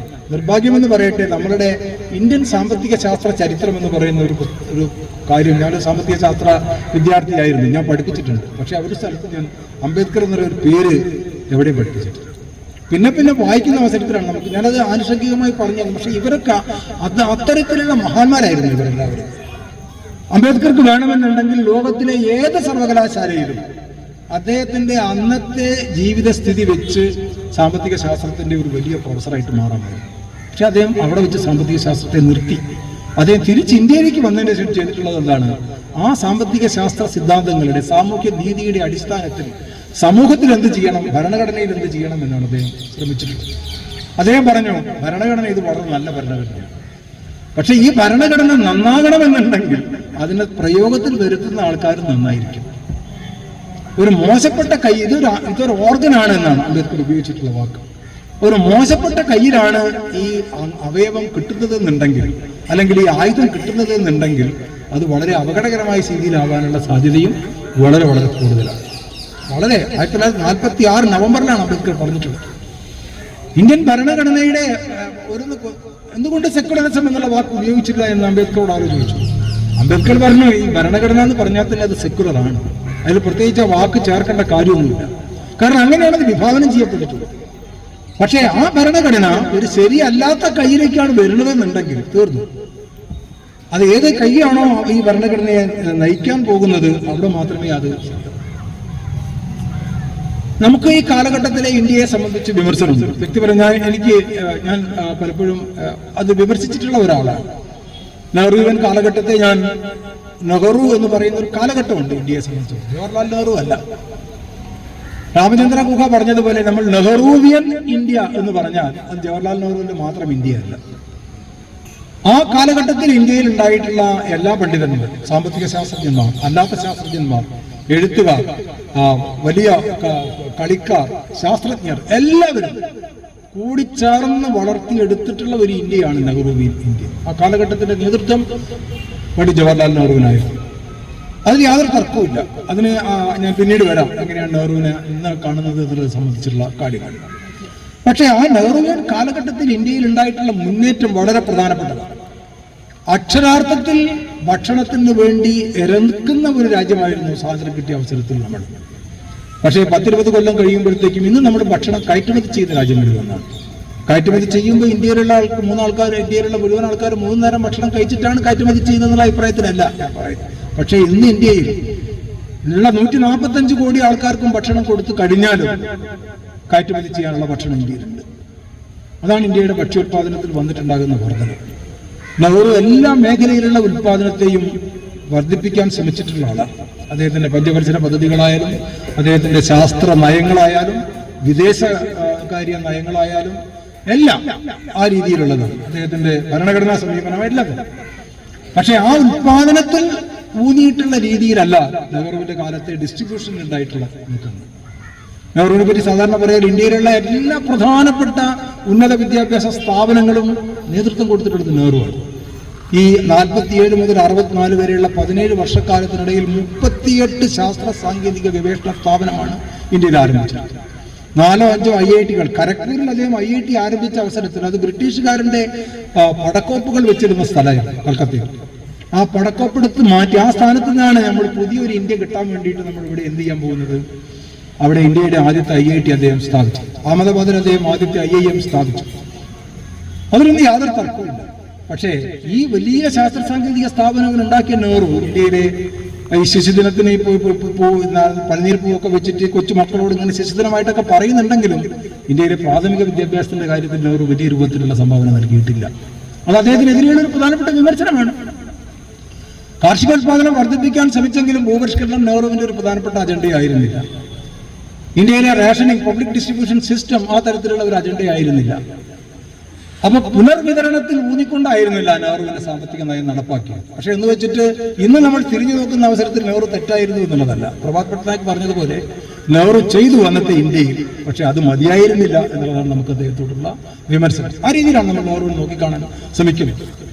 ആ വ്യത്യാസമുണ്ട്. പക്ഷെ ആ വിമർശനം നമ്മൾ നിലനിർത്തുന്നുണ്ട്. ആ വിമർശനം നിലനിർത്തിക്കൊണ്ട് തന്നെ ഇന്ത്യ എന്ന ആശയത്തിന് വേണ്ടി, ഇന്ത്യൻ ഭരണഘടനാ മൂല്യങ്ങൾ നടപ്പാക്കുന്നതിന് വേണ്ടി, ഇന്ത്യയിൽ ആസൂത്രണം കൊണ്ടുവരുന്നതിന് വേണ്ടി, ഇന്ത്യയിൽ ഒരു പുതിയ ശാസ്ത്ര നയം ഉണ്ടാക്കുന്നതിന് വേണ്ടി, ഇന്ത്യയിലെ ഉന്നത വിദ്യാഭ്യാസ രംഗത്തെ ഉയർത്തിക്കൊണ്ടുവരുന്നതിന് വേണ്ടി, ഒരു വിദേശ നയം രൂപപ്പെടുത്തിയെടുക്കുന്നതിന് വേണ്ടി സർവതോമുഖമായ ഒരു ഇന്ത്യയെ വികസിപ്പിക്കുന്നതിൽ നെഹ്റുവിയൻ ഇന്ത്യ നൽകിയിട്ടുള്ള സംഭാവനകളെ കുറച്ചു കാണാൻ കഴിയില്ല. അതാണ് അതിന്റെ ആ ഒരു വിമർശനാത്മകമായുള്ള സമീപനം നമുക്ക് നെഹ്റുവിനോട് സ്വീകരിക്കേണ്ടതായിട്ടുണ്ട് എന്നാണ് എനിക്ക് തോന്നുന്നത്. പക്ഷെ ഇന്ന് നമ്മൾ എത്തുന്നത് ഇതെല്ലാം തകരുന്നു എന്നുള്ളതാണ്. ഇന്ത്യ എന്ന ആശയമായാലും ഭരണഘടനയായാലും ആ കാര്യങ്ങളെല്ലാം തകർന്നുകൊണ്ടിരിക്കുക. അത് ഇന്ന് തുടങ്ങിയതെന്ന് നിലയ്ക്കല്ല ഞാൻ പറയും. 2014 BJP ഗവൺമെന്റ് അധികാരത്തിൽ വന്നതോടുകൂടി മൊത്തം വളഞ്ഞു പോയതല്ല. നെഹ്റുവിന് ശേഷം 1970-കളിൽ ഉണ്ടായിട്ടുള്ള അടിയന്തരാവസ്ഥ, 80-കളിൽ ഉണ്ടായിട്ടുള്ള വളരെ വർഗീയമായിട്ടുള്ള രൂപത്തിലുള്ള മാറ്റങ്ങൾ, ഗുജറാത്തിലുണ്ടായിട്ടുള്ള കലാപങ്ങൾ, അതിനുശേഷം നടപ്പാക്കിയിട്ടുള്ള ഈ പുതിയ സാമ്പത്തിക നയം, അത് ശക്തിപ്പെട്ട് 2014 ആകുമ്പോഴത്തേക്കും പുതിയ ഒരു ഗവൺമെന്റ് അധികാരത്തിൽ വന്നതോടുകൂടി അവർക്ക് ഇതിനെയെല്ലാം കൂടുതൽ കർശനമായ, കൂടുതൽ വേഗത്തിലുള്ള ഒരു നവലിബറൽ ഫാസിസ്റ്റ് രീതിയിലേക്ക് ഇന്ത്യൻ സമൂഹത്തെയും രാജ്യത്തെയും രാഷ്ട്രീയത്തെയും സമ്പദ്ഘടനയെയും വളച്ചു കൊണ്ടുവരാൻ സാധിച്ചു എന്നുള്ളതാണ് ഇന്ന് ഇന്ത്യ നേരിട്ടുകൊണ്ടിരിക്കുന്ന ഏറ്റവും പ്രധാനപ്പെട്ട പ്രശ്നം. അതാണ് നമ്മൾ അതിൽ ഏറ്റവും പ്രധാനമായിട്ട് നമ്മൾ കാണാൻ ശ്രമിക്കേണ്ടുന്ന ഒരു കാര്യം. ഞാൻ അതിന്റെ വിശദാംശങ്ങളിലേക്കൊന്നും പോകാൻ, എങ്ങനെയാണ് ഒരു നവലിബറൽ ഫാസിസ്റ്റ് രീതി എല്ലാ തരത്തിലും ഈ ലിബറൽ ഭാഗത്തിന്റെ ഭാഗമായിട്ടുള്ള ഈ വൻകിട കോർപ്പറേറ്റുകളും ഒരു ഭാഗത്ത് വളരെ ശക്തമായിട്ടുണ്ടാകുന്ന വർഗീയത, ഇതിനെ രണ്ടിനെയും പരസ്പരം ബന്ധിപ്പിക്കുന്ന രീതിയിലുള്ള ഒരു പുതിയ രാഷ്ട്രീയ കൂട്ടുകെട്ട്, ഒരു പുതിയ രാഷ്ട്രീയ അവബോധം ഇന്ത്യയിൽ ശക്തിപ്പെട്ടു വന്നിരിക്കുക. അതെല്ലാ രംഗത്തും വളരെ പ്രകടമായി വന്നുകൊണ്ടിരിക്കുക. ഏറ്റവും പ്രകടമാകുന്ന മേഖല പുതിയ വിദ്യാഭ്യാസ രംഗമാണ്. പുതിയ വിദ്യാഭ്യാസ നയം, ന്യൂ എഡ്യൂക്കേഷൻ പോളിസി, ഇങ്ങ് താഴെ കിൻഡർ ഗാർഡൻ മുതൽക്ക് ഗവേഷണം വരെ ഉണ്ടാകുന്ന എല്ലാ തലങ്ങളെയും ബാധിച്ചു കഴിഞ്ഞു. എല്ലാ പാഠപുസ്തകങ്ങളെയും അത് ബാധിച്ചു കഴിഞ്ഞു. എല്ലാ തരത്തിലുള്ള വിഷയങ്ങളെയും അത് ബാധിച്ചു കഴിഞ്ഞു. ഇന്ന് ഇന്ത്യയിൽ നമ്മുടെ മൊത്തം ദേശീയ വരുമാനത്തിന്റെ 0.6% ശാസ്ത്ര ഗവേഷണത്തിന് വേണ്ടി മാറ്റിവെക്കുന്നത്. ഈ 0.6%-ൽ 3 മേഖലയ്ക്കാണ് മുൻഗണന. ആണവോർജ നിർമ്മാണം, ബഹിരാകാശ നിർമ്മാണം, ഗവേഷണം, യുദ്ധ ഗവേഷണം. ഈ 3 കാര്യങ്ങൾക്കാണ് ഇന്ന് പ്രാധാന്യം കിട്ടുന്നത്. നമ്മൾ IIT-കൾ, IIM-കൾ, വൻകിട ജനകീയ ശാസ്ത്ര സാങ്കേതിക സംവിധാനങ്ങൾ ഇവയെല്ലാം ദുർബലപ്പെട്ടുകൊണ്ടിരിക്കുകയാണ്. സയന്റിസ്റ്റുകൾ ഇന്ത്യയിൽ നിന്ന് മറ്റു രാജ്യങ്ങളിലേക്ക് കുടിയേറിക്കൊണ്ടിരിക്കുകയാണ്. പണ്ടുകാലത്ത് എന്താ ചെയ്തത്? JBS ഹാൽഡെയ്ൻ അദ്ദേഹത്തിന്റെ അവിടുത്തെ പൗരത്വം വേണ്ടെന്ന് വെച്ച് ഇന്ത്യയിൽ നെഹ്റു സയൻസിന് നൽകുന്ന പ്രാധാന്യത്തെ കണക്കിലെടുത്ത് ഇന്ത്യൻ പൗരത്വം സ്വീകരിച്ചിട്ടുള്ള ശാസ്ത്രജ്ഞനാണ് JBS ഹാൽഡെയ്ൻ. ആ വ്യത്യാസം അന്നും ഇന്നും തമ്മിലുണ്ട് എന്നുള്ളത് നമ്മൾ കാണേണ്ടതായിട്ടുണ്ട്. അതാണ് ഏറ്റവും പ്രധാനമായിട്ട് വന്നുകൊണ്ടിരിക്കുന്ന ഒരു മാറ്റമായിട്ട് എനിക്ക് പറയാം. ഞാനൊരൊറ്റ ഉദാഹരണം മാത്രം പറയാൻ ശ്രമിക്കാം. അന്നും ഇന്നും തമ്മിലുണ്ടാകും, നമുക്ക് എല്ലാവർക്കും മനസ്സിലാകാവുന്ന രീതിയിലുണ്ട്. അത് തെരഞ്ഞെടുപ്പാണ്. ഇന്ന് ബീഹാറിൽ നടക്കുന്ന ഈ തെരഞ്ഞെടുപ്പ് അട്ടിമറിയുമായി ബന്ധപ്പെട്ടുകൊണ്ടുള്ള, നമുക്കെല്ലാം അറിയാം, എല്ലാ സംസ്ഥാനങ്ങളിലേക്കും വരാൻ പോകുന്നത്. എങ്ങനെയാണ് ഒരാളെ ഈ സമ്മതിദാന അവകാശത്തിൽ നിന്ന് മാറ്റാൻ കഴിയുക എന്നുള്ളതിലാണ് നമ്മൾ ഗവേഷണം ചെയ്തുകൊണ്ടിരിക്കുന്നത്. അതാണ് ഇന്നത്തെ ഏറ്റവും പ്രധാനപ്പെട്ട കാര്യം. ആദ്യം 1951-52 ഇന്ത്യയിൽ ആദ്യത്തെ പൊതു തെരഞ്ഞെടുപ്പ് നടക്കുന്നത്. ആ തെരഞ്ഞെടുപ്പ് നടക്കുന്നതിന് നമുക്കൊരു വോട്ടേഴ്സ് ലിസ്റ്റ് വേണമായിരുന്നല്ലോ. ഒരു വോട്ടേഴ്സ് ലിസ്റ്റ് വെച്ചിട്ടല്ലേ ആ തെരഞ്ഞെടുപ്പ് നടത്താൻ പറ്റുള്ളൂ. നമ്മുടെ ഭരണഘടനാ നിർമ്മാണ സഭ ഉണ്ടാക്കി ഇന്ത്യക്ക് സ്വാതന്ത്ര്യം കിട്ടിയ അവസരത്തിൽ നെഹ്റു പറഞ്ഞിട്ടുള്ള ഏറ്റവും പ്രധാനപ്പെട്ട കാര്യം സാർവത്രികമായിട്ടുള്ള പ്രായപൂർത്തി വോട്ടവകാശം ഇന്ത്യയിൽ ആദ്യം നടത്തണം എന്നാണ്. ഞാനത് വിശദീകരിക്കാൻ ശ്രമിക്കില്ല. താല്പര്യമുള്ള ആൾക്കാർക്ക് ഹൗ ഇന്ത്യ ബിക്കേം ഡെമോക്രാറ്റിക് എന്ന് പറയുന്ന ഒരു പുസ്തകമുണ്ട്. ചെറിയൊരു പുസ്തകമാണ്. ആ പുസ്തകം എഴുതിയിട്ടുള്ളത് നമുക്ക് ഇഷ്ടമില്ലാത്ത ഒരു രാജ്യത്തിലുള്ള ഇഷ്ടമുള്ള ഒരു പ്രൊഫസറാണ്. ഇഷ്ടമില്ലാതെ അവര് ഇസ്രായേലുകാർക്ക്, അതുകൊണ്ടാണ് നമുക്ക് ആ രാജ്യത്തോടൊന്നും വലിയ താല്പര്യം ഉണ്ടായിക്കൊള്ളുന്നത്. പക്ഷെ അവരുടെ പേര് ഒർണിത് ഷാനി എന്നാണ്. ഒരു വനിതാ പ്രൊഫസറാണ്. കാംബ്രിഡ്ജ് യൂണിവേഴ്സിറ്റിയിലാണ് അവർ ജോലി ചെയ്യുന്നത്. ഹൗ ഇന്ത്യ ബിക്കേം ഡെമോക്രാറ്റിക്, എങ്ങനെയാണ് ഇന്ത്യ ഒരു ജനാധിപത്യ രാജ്യമായി മാറിയത്. അതിന്റെ പ്രധാനപ്പെട്ട വിഷയം എങ്ങനെയാണ് ഇന്ത്യയിൽ ഒരു വോട്ടേഴ്സ് ലിസ്റ്റ് ഉണ്ടായത്. അതാണ് ഏറ്റവും പ്രധാനമായിട്ടുള്ളത്. ഈ വോട്ടേഴ്സ് ലിസ്റ്റ് ഉണ്ടാക്കുന്നതിന് വേണ്ടി അന്ന് ഗവൺമെന്റ് ചുമതലപ്പെടുത്തിയത് ഭരണഘടനാ നിർമ്മാണ സഭയുടെ സെക്രട്ടേറിയറ്റിനെയാണ്. ഭരണഘടനാ നിർമ്മാണ സഭയല്ല, ഭരണഘടനാ നിർമ്മാണ സഭയ്ക്ക് നിയമോപദേശം നൽകിയിരുന്ന ഒരു സെക്രട്ടേറിയറ്റ്. ആ സെക്രട്ടേറിയറ്റിന്റെ ചുമതല ഉണ്ടായിരുന്നത് അന്താരാഷ്ട്ര പ്രശസ്തനായിട്ടുള്ള നിയമജ്ഞനായിട്ടുള്ള സർ UR റാവു എന്ന് പറയുന്ന ആളായി. അദ്ദേഹം അന്താരാഷ്ട്ര കോടതിയിൽ ജഡ്ജിയായിട്ട് പിന്നെ നിയമിതനാകുകയൊക്കെ ചെയ്തിട്ടുള്ള ആളാണ്. അദ്ദേഹത്തിന്റെ നേതൃത്വത്തിലാണ് ഇന്ത്യയിൽ ആദ്യത്തെ വോട്ടേഴ്സ് ലിസ്റ്റ് ഉണ്ടാക്കുന്നത്. അപ്പൊ നമ്മള് ഗവൺമെന്റ് പ്രഖ്യാപനം നടത്തി. ആദ്യം തന്നെ നമ്മൾ പ്രായപൂർത്തി വോട്ടവകാശത്തിന്റെ അടിസ്ഥാനത്തിലുള്ള തെരഞ്ഞെടുപ്പ് ഇന്ത്യയിൽ നടത്താൻ പോവുകയാണ്. അതുകൊണ്ട് ഈ പ്രായപൂർത്തി വോട്ടവകാശത്തിനുണ്ടാകുന്ന വോട്ടേഴ്സ് ലിസ്റ്റ് തയ്യാറാക്കുന്നതിൽ എല്ലാ ജനങ്ങളും സഹകരിക്കണം എന്ന് പറഞ്ഞുകൊണ്ട് ഗവൺമെന്റ് പത്രക്കുറിപ്പ് കൊടുത്തു. ആൾക്കാരെ ചുമതലപ്പെടുത്തി. എങ്ങനെയത്, എന്തൊക്കെയാ കണ്ടീഷൻസ്? 21 വയസ്സ് പൂർത്തിയായ 6 മാസത്തിലധികം ഒരേ സ്ഥലത്ത് താമസിക്കുന്ന എല്ലാവരും വോട്ടേഴ്സ് ലിസ്റ്റിൽ അംഗമാണ്. അപ്പം ആദ്യത്തെ പ്രശ്നം എന്താണ്? 21 വയസ്സാണ്. ഈ 21 വയസ്സ് തെളിയിക്കുന്നതിന് ബഹുഭൂരിഭാഗം വരുന്ന ആൾക്കാരും സ്കൂളിൽ പഠിച്ചിട്ടില്ല. അവർക്കൊരു സ്കൂൾ സർട്ടിഫിക്കറ്റ് ഇല്ല, അവർക്ക് ജാതകമില്ല, ഇന്നത്തേതുപോലുള്ള റേഷൻ കാർഡില്ല, ഇതൊന്നുമില്ല. അപ്പൊ അയാൾ ആ പുസ്തകത്തിനകത്ത് അവർ ഒന്നിശാലി എഴുതുകയാണ് എങ്ങനെയാണ് ഇന്ത്യയിലെ ജനങ്ങളുടെ വയസ്സ് മനസ്സിലാക്കിയത്. അപ്പൊ അവരോട് ചോദിക്കുകയാണ്, നിങ്ങളുടെ കാലഘട്ടത്തിൽ ഇങ്ങനെ മഹാപ്രളയം ഉണ്ടായിട്ടുണ്ടോ, അല്ല എന്തെങ്കിലും ഭൂകമ്പം സംഭവിച്ചിട്ടുണ്ടോ, അല്ലെങ്കിൽ യുദ്ധമുണ്ടോ? അങ്ങ് അതിനോട് താരതമ്യം ബന്ധപ്പെടുത്തി ഇവരുടെ പേര് പറഞ്ഞിട്ടാണ് അവരുടെ വയസ്സ് അങ്ങനെ കണക്ക് കൂട്ടിയെടുത്തത്. 6 മാസം സ്ഥിരതാമസമുള്ള, എന്താ പ്രശ്നം, അക്കാലത്ത് വിഭജനത്തിന്റെ കാലഘട്ടമാണ്. ആൾക്കാരധികം ക്യാമ്പിലാണ് താമസിക്കുന്നത്. പ്രത്യേകിച്ച് 6 മാസം സ്ഥിരമായിട്ട് താമസിക്കാനുള്ള വീട് അവർക്കില്ല. വീട് എന്നുള്ളത് ഒരു സങ്കല്പനം മാത്രമാണ്. അപ്പൊ ആ പുസ്തകത്തിൽ പറയാണ് എങ്ങനെയാണ് വീട്ടിന്റെ നമ്പർ. അപ്പൊ വീട്ടിന്റെ നമ്പർ ടെന്റ് കെട്ടി താമസിക്കുന്ന സ്ഥലത്ത് മരം ഉണ്ടെങ്കിൽ ആ മരത്തിന്റെ മുകളിൽ കൊത്തി വെക്കാണ് വീട്ടിന്റെ നമ്പർ. നമ്മളിതുപോലെ കട്ടിലും ജാലകമൊന്നും വീട്ടിലില്ല.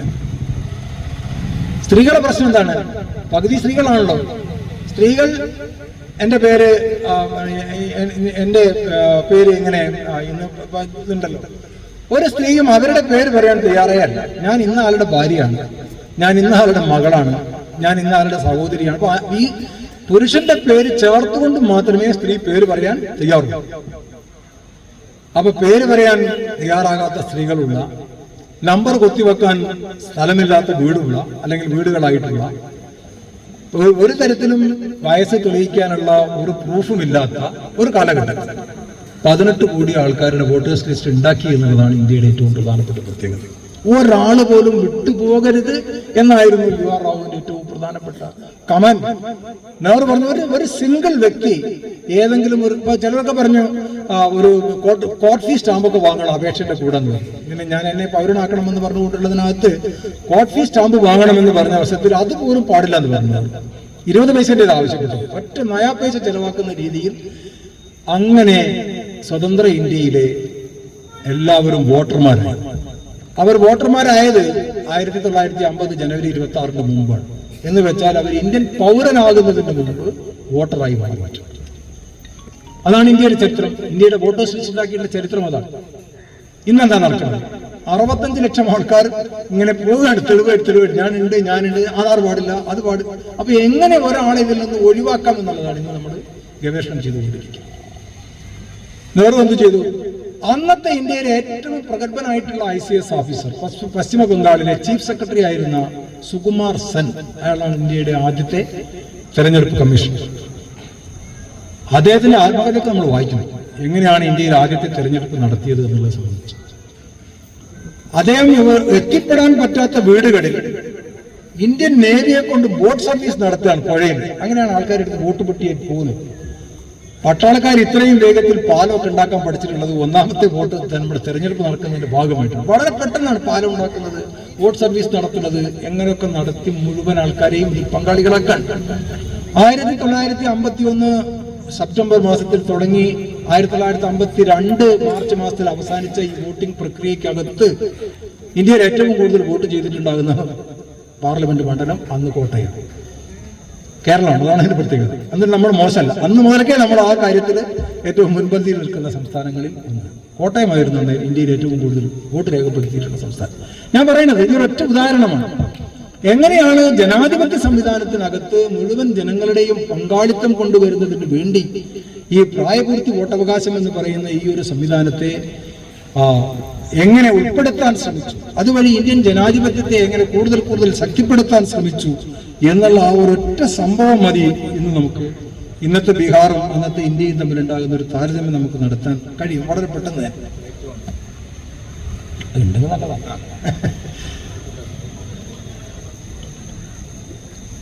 എല്ലാവരും ചെയ്തിട്ടുള്ളത് ഇന്ന് നടന്നുകൊണ്ടിരിക്കുന്ന നമ്മുടെ പ്രധാനപ്പെട്ട അജണ്ട, നെഹ്റു അന്നത്തെ കാലഘട്ടത്തെ പ്രധാനപ്പെട്ട അജണ്ട ഇന്ത്യയെ ഒരു സാമൂഹിക സാമ്പത്തിക രാഷ്ട്രീയ ശക്തിയാക്കുക എന്നുള്ളതായിരുന്നു.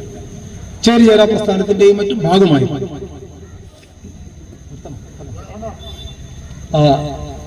ഭാഗമാക്കുക എന്നുള്ളത്. ഇന്ന് നമ്മളുടെ അജണ്ട ഇന്ത്യയെ ഏറ്റവും വലിയ ഒരു സൈനിക ശക്തിയാക്കുക എന്നുള്ളത്. അജണ്ട ഇല്ല എന്നല്ല ഞാൻ പറയുന്നത്. അതുകൊണ്ടാണ് ശാസ്ത്ര സാങ്കേതിക രംഗത്തെ ഗവേഷണം, ആണവം, യുദ്ധം, ബഹിരാകാശം ആ മൂന്നിലാണ് നമ്മൾ കോൺസെൻട്രേറ്റ് ചെയ്യുന്നത്. നമ്മൾ ഏറ്റവും വലിയ ഒരു സൈനിക ശക്തിയാവുക.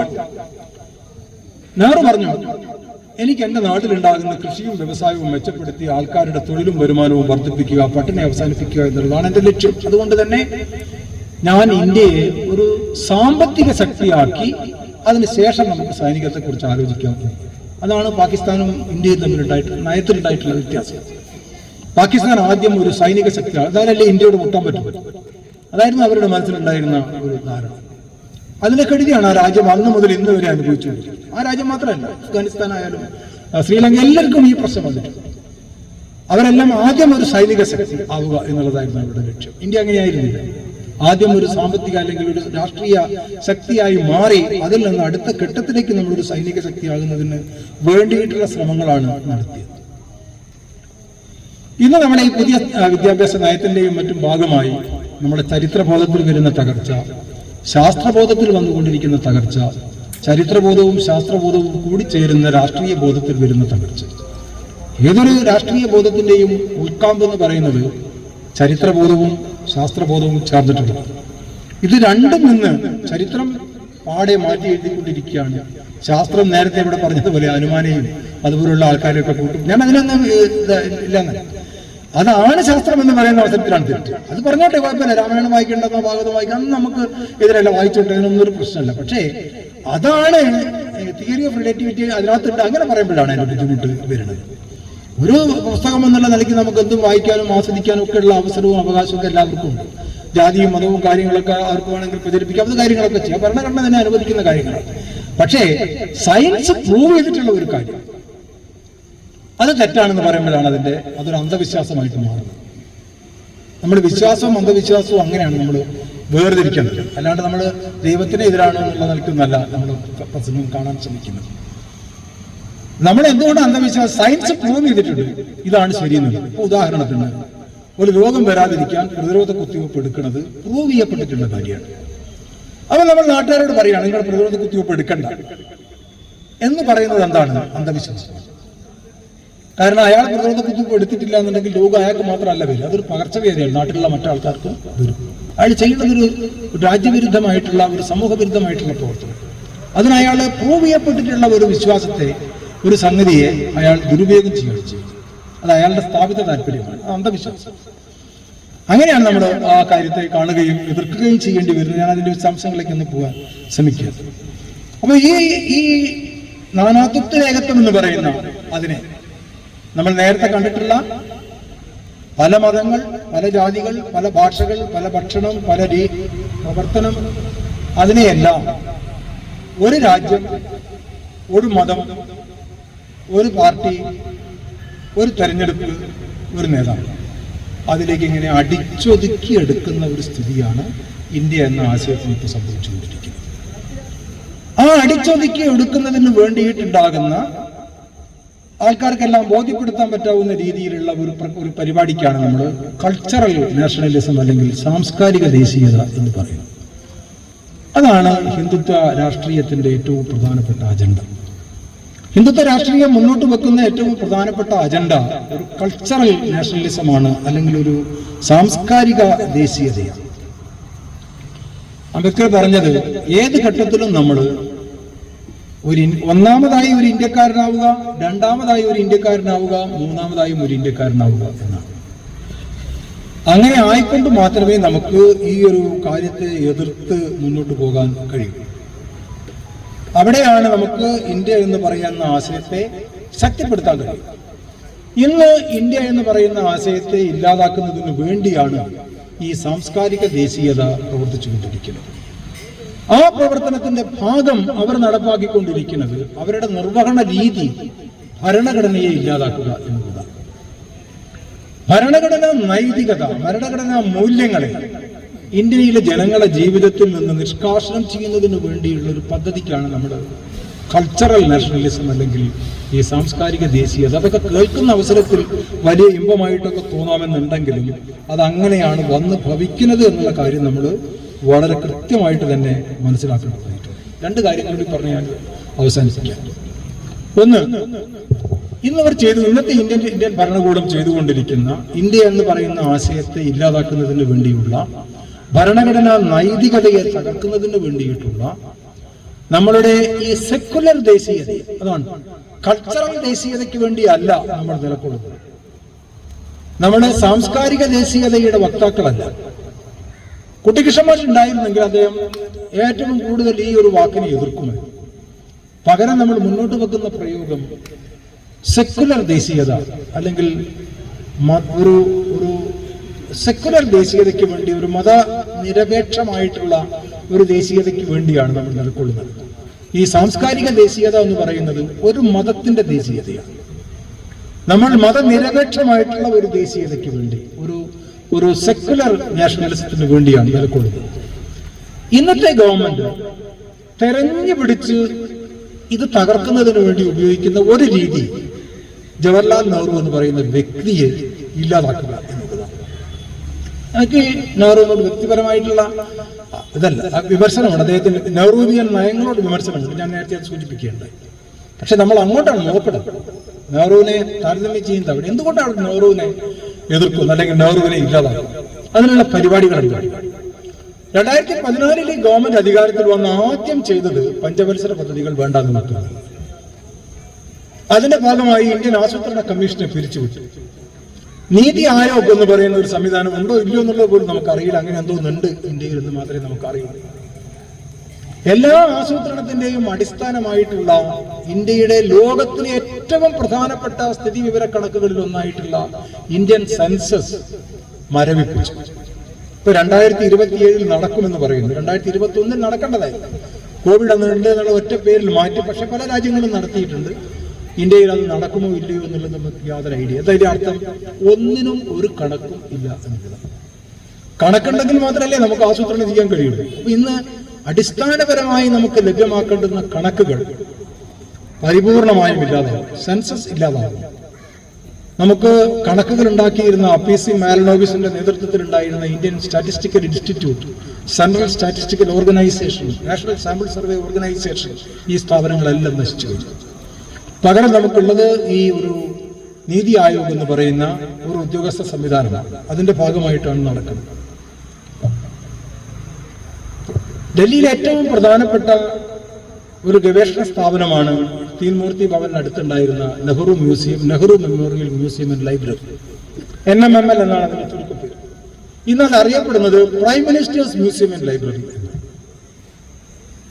അപ്പൊ ഞാൻ ഡൽഹിയിലുള്ള നമ്മുടെ ഈ നെഹ്റുവിന്റെ ഏറ്റവും പ്രധാനപ്പെട്ട ഒരു അധ്യാപകൻ, ജവഹർലാൽ നെഹ്റു യൂണിവേഴ്സിറ്റിയിലെ മാധവൻ പാലാട്ട് എന്നൊക്കെ പറയുന്നത് വളരെ പ്രശസ്തനായിട്ടുള്ള സാമൂഹ്യ ശാസ്ത്രജ്ഞന്മാർ. ഞാൻ അദ്ദേഹത്തോട് തന്നെ ചോദിച്ചു, എന്താ സംഭവം? സാർ പറഞ്ഞു, Nehru memorial museum and library എന്നുള്ള പഴയ ബോർഡ് അവിടെ തന്നെ ഉണ്ട്. അതിന്റെ മുമ്പിൽ വലിയൊരു board prime minister's museum and library എന്ന് പറയുന്നത് അവിടെ എന്ത് ചെയ്തിട്ടുണ്ട്, സ്ഥാപിച്ചിട്ടുണ്ട്. ഒരു സിനിമ വന്നിട്ടുണ്ട് നെഹ്റുവിനെ പറ്റി. ആ സിനിമയുടെ പേര് 127 ബ്ലണ്ടേഴ്സ് ഓഫ് നെഹ്റു എന്നാണ്. എന്തൊക്കെയാണ്? മതേതരത്വം, ജനാധിപത്യം, ഫെഡറലിസം, ഭരണഘടന, ഇതൊക്കെയാണ് നെഹ്റു ചെയ്തിട്ടുള്ള ഏറ്റവും വലിയ ബ്ലണ്ടേഴ്സ് ആയിട്ടാണ് സൂചിപ്പിച്ചത്. ഏറ്റവും അവസാനം നമ്മൾ കാണേണ്ടത് ഒരു വാചകം, Jawaharlal Nehru was not the first prime minister of India but the last viceroy of India. അതാണ് ഇന്ന് വന്നിട്ടുള്ള caption. Jawaharlal Nehru was not the first prime minister but the last viceroy of India. ഈ രീതിയിൽ നെഹ്റു, അംബേദ്കർ, ഗാന്ധിജി ഇവരിലെല്ലാം തുടങ്ങിയതിങ്ങനെ മുന്നോട്ട് പോയിക്കൊണ്ടിരിക്കും.